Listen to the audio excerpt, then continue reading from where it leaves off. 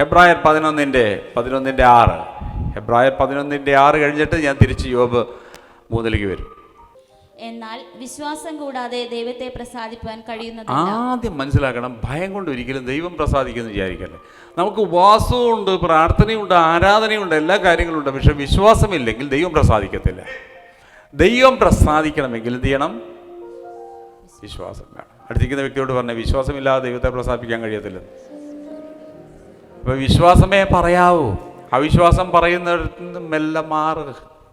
വിശ്വാസം കൂടാതെ ദൈവത്തെ പ്രസാദിപ്പാൻ കഴിയുന്നതല്ല. അടുത്ത വാക്യായാലും രസമാണ്. ദൈവത്തിന്റെ അടുക്കൽ വരുന്നവൻ, ദൈവത്തിന്റെ അടുക്കൽ ഇന്ന് എൽനോർ കൺവെൻഷൻ സെന്ററിൽ രാവിലത്തെ ആരാധനയ്ക്ക് വരുന്നവൻ ദൈവമുണ്ട് എന്നും ഒന്ന് ഇവിടെ ദൈവമുണ്ടെന്നും തന്നെ അന്വേഷിക്കുന്നവർക്ക് പ്രതിഫലം കൊടുക്കുന്നെന്നും വിശ്വസിക്കേണ്ടതല്ലോ. ക്വസ്റ്റ്യൻ ആണേ. ദൈവത്തിന്റെ അടുക്കൽ വരുന്നവൻ വെറും കൈയോടെ ഞാൻ തിരിച്ചു പോകത്തില്ല, എനിക്ക് പ്രതിഫലം എന്നുണ്ടെന്ന് വിശ്വസിക്കേണ്ടതല്ലോ. Hallelujah, hallelujah. ദൈവത്തിന്റെ അടുക്കൽ വരുന്നവൻ ദൈവമുണ്ടെന്നും.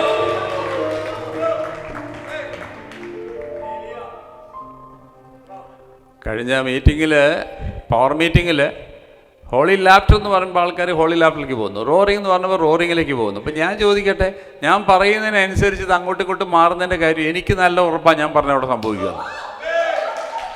Hallelujah, hallelujah, hallelujah.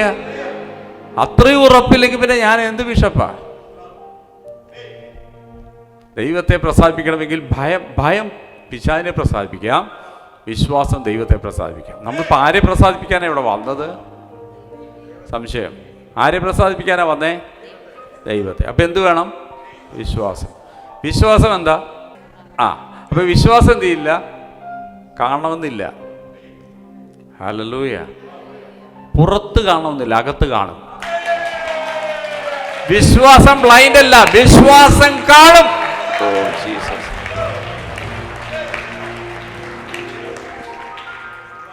ഞാൻ യൂട്യൂബിലൊക്കെ എൻ്റെ പഴയ സാക്ഷ്യങ്ങൾ കേട്ടാൽ നിങ്ങൾക്കറിയാം. കർത്താവിൻ്റെ വേലയ്ക്ക് ഇറങ്ങുമ്പോൾ ഞാനൊന്നും കണ്ടില്ല.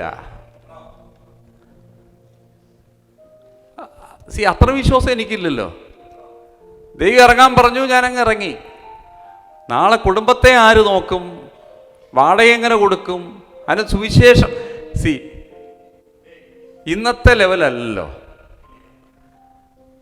കാരണം ആരെങ്കിലും തരുമോ? അതിന് മിനിസ്ട്രി വേണ്ടേ? ഒന്നുമില്ല. മര്യാദയ്ക്ക് സാക്ഷ്യം പറയാൻ പോലും അറിയത്തില്ല. അപ്പോഴാണ് എന്നോട്, നിങ്ങളൊന്ന് ആലോചിച്ചു, രക്ഷിക്കപ്പെട്ട് 1 വർഷം കഴിഞ്ഞിട്ട് നിങ്ങളോട് വേലയ്ക്ക് ഇറങ്ങാൻ പറഞ്ഞു. നിങ്ങൾ എന്ത് ഇറങ്ങുന്നൊരു കുഴപ്പമൊന്നുമില്ല, പക്ഷെ എന്ത് വേല ചെയ്യും? ഭൂതത്തെ കണ്ടാൽ ഞാൻ 4 കിലോമീറ്റർ ഓടും. എന്നോട് വേലയ്ക്ക് ഇറങ്ങുക എന്ന് പറഞ്ഞാൽ, പക്ഷേ ഞാനങ്ങ് ഇറങ്ങി. ഒന്നും കണ്ടിട്ടല്ല, ഒന്നും കാണാതെ അങ്ങ് ഇറങ്ങി. ഇറക്കം തന്നോ? എന്ത് വന്നാലും സഹിക്കാമെന്നൊരു തീരുമാനം. പട്ടിണിയെങ്കിൽ പട്ടിണി. എൻ്റെ ഭാര്യയും പറഞ്ഞു, ഓക്കെ സഹിക്കാം, കർത്താവ് ഇറക്കാൻ പറഞ്ഞല്ലേ, നിങ്ങൾക്ക് നല്ല ഉറപ്പുണ്ടെങ്കിൽ ഇറങ്ങുക.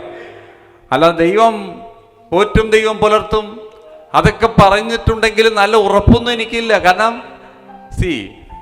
നിങ്ങൾ 4ാം ക്ലാസ്സിൽ നിങ്ങൾക്ക് അച്ഛനെ അറിയാം, പക്ഷെ 10ാം ക്ലാസ്സിലും അച്ഛനെ അറിയാം. 2 അറിവിൽ അച്ഛനെ കൂടുതൽ അറിഞ്ഞത് 10ാം ക്ലാസ്സിലല്ലേ, അതോ 2ാം ക്ലാസ്സിലാണ്? കാരണം നമുക്ക് ഈ ചെറുപ്പത്തിൽ പാരൻസിനെ അറിയുന്നതും കുറച്ച് കഴിയുമ്പോൾ നമുക്ക് പാരൻസിനെ അറിയുന്നതും വ്യത്യാസമുണ്ട്. അപ്പോൾ നമ്മൾ രക്ഷിക്കപ്പെടുമ്പോൾ നമുക്ക് ദൈവത്തെ അറിയുന്നത്, ഇപ്പോൾ ദൈവത്തെ അറിയുന്നതും വ്യത്യാസമുണ്ട്. ഇന്ന് ഞാൻ ദൈവത്തിൻ്റെ 30 വയസ്സുള്ള മോനാ. ഹല്ലേലൂയ. ഇന്ന് എനിക്ക് ഞാൻ ദൈവത്തെ അറിയത്തില്ലെന്ന് പറഞ്ഞു കഴിഞ്ഞാൽ ഞാൻ പൊട്ടനല്ലേ? ഹല്ലേലൂയ. നിങ്ങളിരുന്ന് കണക്കാക്കുക നിങ്ങളുടെ വയസ്സ്. ഓക്കെ, ഞാൻ രക്ഷിക്കപ്പെട്ടിട്ടാണ് ഞാൻ പറഞ്ഞത്. അപ്പോൾ 30 വയസ്സുള്ള മകൻ അപ്പനെ അറിയത്തില്ലെന്ന് പറഞ്ഞാൽ പൊട്ടനവൻ. അപ്പം അന്ന് കാണാതെ ഇറങ്ങി, ഇന്ന് കണ്ടിട്ടിറങ്ങി. ഹല്ലേലൂയ. അന്ന് കാണാതെ ഇറങ്ങി, ഇന്ന് കണ്ടിട്ടിറങ്ങി. അന്ന് അന്ധവിശ്വാസമായിരുന്നു, അതിന് ബ്ലൈൻഡ് ആയിരുന്നു. അതിനെ ബ്ലൈൻഡ് ഫെയ്ത്ത് എന്ന് പറഞ്ഞാൽ ഒന്നും കാണത്തില്ല. ഇന്ന് വിശ്വാസത്തിന് കണ്ണുണ്ട്. Hallelujah, hallelujah. അടുത്തിരിക്കുന്ന വ്യക്തിയോട് പറഞ്ഞ, ഇന്ന് എൻ്റെ വിശ്വാസത്തിന് കണ്ണുകളുണ്ടെന്ന്. നീ കാണുന്നിടത്തെ നീ പോകൂ, നീ കാണുന്നിടത്തെ നീ എത്തൂ, നീ കാണുന്നത് നീ പറയൂ, നീ പറയുന്നതേ സംഭവിക്കൂ.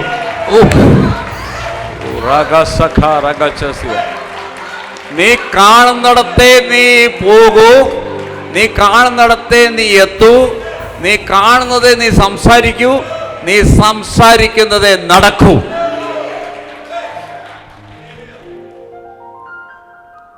ഹല്ലേലൂയ. അടുത്തിരിക്കുന്ന വ്യക്തിയോട് പറഞ്ഞ, വിശ്വാസം കുരുടല്ല, വിശ്വാസത്തിന് കണ്ണുണ്ട്. ഹല്ലേലൂയ. ആശിക്കുന്നതിൻ്റെ ഉറപ്പ്, നിങ്ങൾ എന്ത് ആശിച്ചു അതിന് നല്ലൊരു ഉറപ്പ് നിങ്ങൾക്ക് ഉണ്ടാകും. ഹല്ലേലൂയ. കാണാത്ത കാര്യത്തിൻ്റെ മേൽ നല്ലൊരു നിശ്ചയം ഉണ്ടാകണം. അതുകൊണ്ടാണ് പൗലോസ് പറഞ്ഞത്, ഞങ്ങൾ കാണുന്നതിനെയല്ല കാണാത്തതിനെ കാണുന്നവരാ. ഞങ്ങൾ കാണുന്നതിനെ കാണുന്നവരല്ല, കാണാത്തതിനെ കാണുന്നവരാണ്.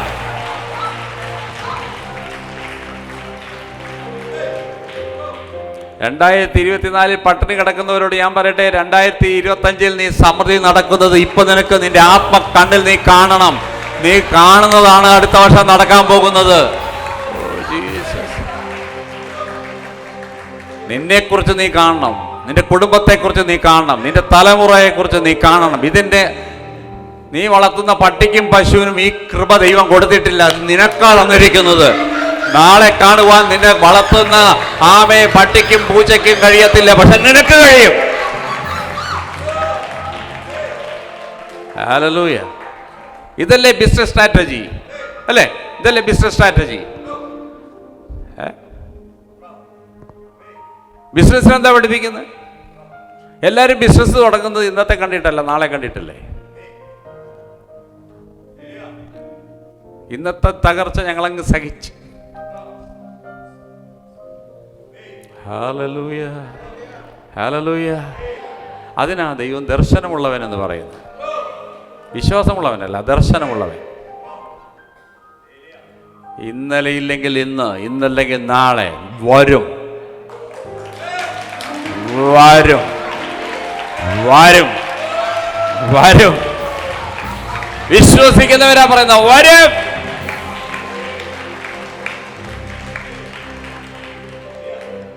Hallelujah, hallelujah. ഇന്നത്തെ മെസ്സേജിന് ഞാൻ ചാർജ് ചെയ്താൽ നിങ്ങൾ ആധാരം കൊണ്ടുവരേണ്ടി വരും കേട്ടോ, ചാർലി അല്ലേ?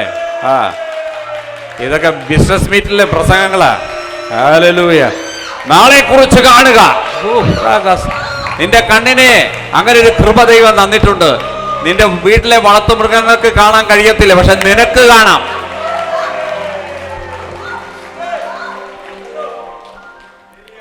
ഉരുൾപൊട്ടുന്നതിന് മുമ്പേ പട്ടികൾ തിരിച്ചറിഞ്ഞു, പശു തിരിച്ചറിഞ്ഞു, പക്ഷികൾ തിരിച്ചറിഞ്ഞു എന്നൊക്കെ പറഞ്ഞ് വയനാടിനെ കുറിച്ച് ഇങ്ങനെ അതൊക്കെ സംഭവിച്ചിരിക്കാം.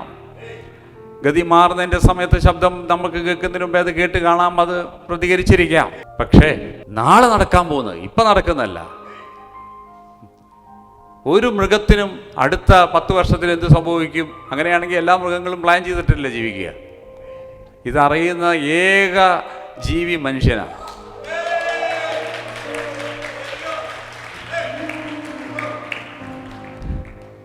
ഇവിടെ ഇരുന്നു കൊണ്ട്, അല്ലെങ്കിൽ ഇവിടെ ഇരുന്നു കൊണ്ട് പലയിടത്താണ്, ഇവിടെ ഇരുന്നു കൊണ്ട് അമേരിക്ക കാണാൻ കഴിയുന്ന ഏകജീവി മനുഷ്യരാ.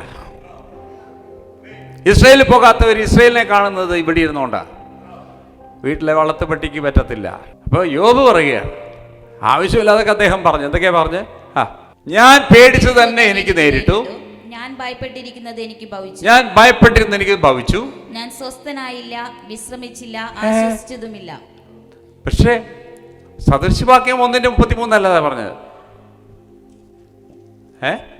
ഹെർക്കൻഡ്, അവനെ കേട്ട് അനുസരിക്കുന്നവൻ സ്വസ്ഥമായിരിക്കുമെന്നാണ് പറഞ്ഞത്. യോബ് പറയുക, ഞാൻ സ്വസ്ഥനായില്ലെന്ന്. ആരുടെ പ്രശ്നമാ? അപ്പൊ വേലി ആരാ പൊളിച്ച്? ഞാൻ നോക്കിയപ്പോ, ദൈവം നോക്കിയപ്പോ യോബിന്റെ വേലി പൊളിഞ്ഞ് കിടപ്പുണ്ട്. ദൈവത്തിന് അതൊന്നും ചെയ്യാൻ പറ്റത്തില്ല. അവിടേക്കാണ് ഞാൻ വരുന്നത്.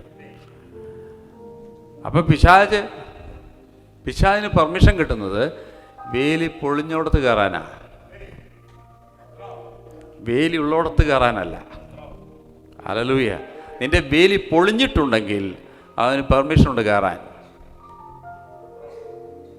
പക്ഷെ വേലി പൊളിക്കാതിരിക്കുന്നത്, അപ്പം പൊളിച്ചാൽ പാമ്പകത്ത് കയറും. വേലി പൊളിച്ചാൽ പാമ്പകത്ത് കയറും. അപ്പൊ തമ്പുരാൻ നോക്കിയപ്പോൾ ഞാൻ സ്വസ്ഥനായില്ല, വിശ്രമിച്ചില്ല, ആശ്വസിച്ചില്ല, അതിവേദന എടുക്കുന്നു, എനിക്ക് പ്രൊട്ടക്ഷൻ ഇല്ല, ഞാൻ സേഫ് അല്ല എന്നൊക്കെ യോബ് പറഞ്ഞിട്ട് പറഞ്ഞു, ഞാൻ ഭയപ്പെട്ടത് തന്നെ എനിക്ക് സംഭവിച്ചു. നീ വിശ്വസിക്കുന്നതല്ലേ സംഭവിക്കേണ്ടത്, നീ എന്തിനാ ഭയപ്പെട്ടെ? അപ്പോൾ അതിൻ്റെ എഡ്ജ്, വേലിയുടെ ഒരു ഭാഗം തുറന്നു കിടക്കുന്നത് ദൈവം കണ്ടു. ഇപ്പം ദൈവത്തിന് മനസ്സിലായി ഇപ്പം ശത്രു കയറും. ശത്രുവിന് പെർമിഷൻ കിട്ടി, ശത്രു അകത്ത് കയറിയപ്പോൾ തമ്പുരാൻ പറഞ്ഞു, ദൈവത്തിൻ്റെ കൃപയുടെ വലുപ്പം കൊണ്ട് പറഞ്ഞു, ഇനി എന്തെല്ലാം എടുത്തുകൊണ്ട് പോയാലും അവൻ്റെ ജീവനെ തൊടല്ലേ, അവൻ്റെ പ്രാണനെ തൊടല്ലേ. അതാ ദൈവം നിനക്ക് തന്നിരിക്കുന്ന പ്രൊട്ടക്ഷൻ. അതെല്ലാം എടുത്തുകൊണ്ട് പോവും, പക്ഷേ പ്രാണനെ തൊടല്ലേ. അതാണ് ദൈവത്തിൻ്റെ മേഴ്സി. അപ്പോൾ വയനാട്ടിൽ ആരൊക്കെ എന്തൊക്കെ പോയി കൊടുത്താലും അവർക്ക് നഷ്ടപ്പെട്ട അവരുടെ പ്രിയപ്പെട്ടവരുടെ പ്രാണൻ ആർക്ക് തിരിച്ചു കൊടുക്കാൻ കഴിയും? ആ ദുഃഖത്തിൽ നിന്ന് അവരെ കരയേറ്റാൻ ആർക്ക് കഴിയും? അതാണ് ക്വസ്റ്റ്യൻ. അപ്പൊ വേലി പൊളിഞ്ഞിട്ടുണ്ടെന്ന് പറഞ്ഞാൽ ശത്രുവിനകത്ത് കയറാനുള്ള പെർമിഷനായി. അതുകൊണ്ട് എന്ത് ചെയ്യണം? നീ കെട്ടിയ മതിലിന്റെ കാര്യമല്ല, ദൈവം നിനക്ക് തന്നിരിക്കുന്ന സംരക്ഷണം സൂക്ഷിക്കാനുള്ള ഉത്തരവാദിത്വം നിനക്കുണ്ട്. ഹല്ലേലൂയ.